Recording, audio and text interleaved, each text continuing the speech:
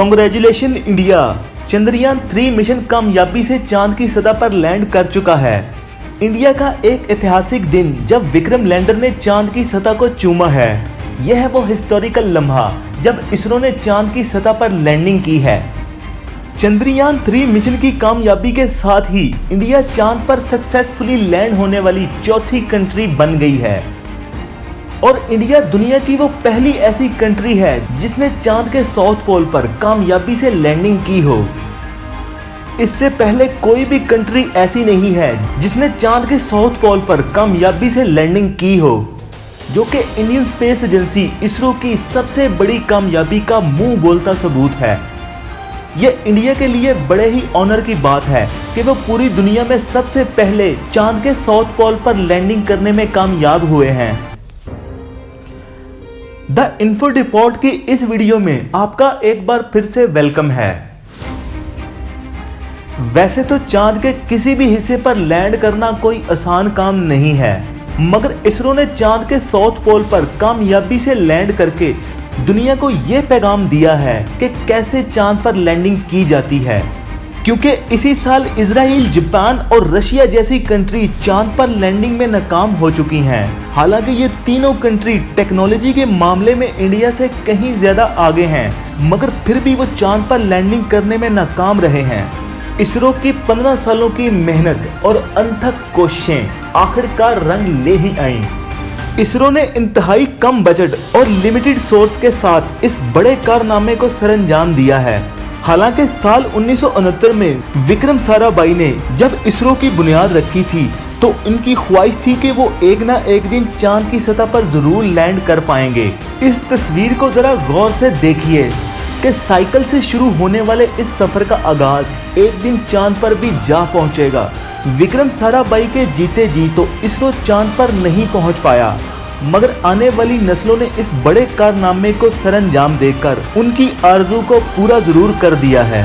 यही रीजन है कि विक्रम लैंडर का नाम विक्रम साराभाई के नाम पर रखा गया है। चंद्रयान 3 मिशन दुनिया का सबसे कॉम्प्लिकेटेड और मुश्किल तरीन मिशन था, क्योंकि यह मिशन इंतहाई सुस्त रफ्तार से जारी था और पूरी दुनिया की नजरें इस मिशन पर गड़ी हुई थी, क्योंकि 2023 में इजराइल, जापान और रशिया बुरी तरह नाकाम हो चुके थे। इन तीनों कंट्री के मिशन की नाकामी के बाद इंडिया के चंद्रयान 3 मिशन से ये उम्मीद की जा रही थी कि वो चांद की सतह पर लैंडिंग करने में कामयाब हो जाएगा और चंद्रयान 3 मिशन आखिरकार दुनिया की उम्मीदों पर पूरा और खरा उतरा। हालांकि ये नाकाम होने वाले सारे मिशन इंडिया के चंद्रयान मिशन के बजट से कहीं ज्यादा थे। चंद्रयान 3 मिशन पूरी दुनिया में मून मिशन में सबसे कम बजट वाला भी मिशन था। 2010 में चाइना का मून मिशन 4 दिन में जमीन से चांद की सतह पर सॉफ्ट लैंडिंग करने में कामयाब हो गया था और 2010 में इसका बजट था $219 मिलियन।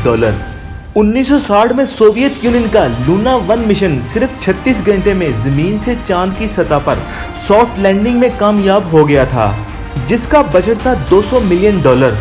फिर साल 69 में दुनिया का सबसे अहम मिशन अपोलो 11 सिर्फ 4 दिन में 3 एस्ट्रोनॉट के साथ चांद की सतह पर कामयाबी से लैंड कर पाया था और जिसका टोटल बजट था $25 बिलियन। मगर चंद्रयान 3 मिशन जमीन से चांद की सतह पर 40 दिन में पहुंचा है और 2023 में इसका बजट है $75 मिलियन। इन्फ्लेशन के हिसाब से भी बाकी तमाम मिशन से बहुत ज्यादा कम बजट है, क्योंकि चंद्रयान 3 मिशन में फ्यूल का बहुत ही कम इस्तेमाल किया गया था। चंद्रयान 3 मिशन ग्रेविटी फोर्स का इस्तेमाल करते हुए चांद के ऑर्बिट में पहुंचा था। 2023 में जब एक के बाद एक मिशन चांद की सतह पर लैंड होने में नाकाम हो रहे थे, तब भी इसरो ने उम्मीद और हिम्मत को नहीं छोड़ा और चंद्रयान 3 मिशन बाकी तमाम मिशनों से ज्यादा मुश्किल था, क्योंकि ये चांद की डार्क साइड यानी कि बैक साइड पर लैंडिंग करने वाला था।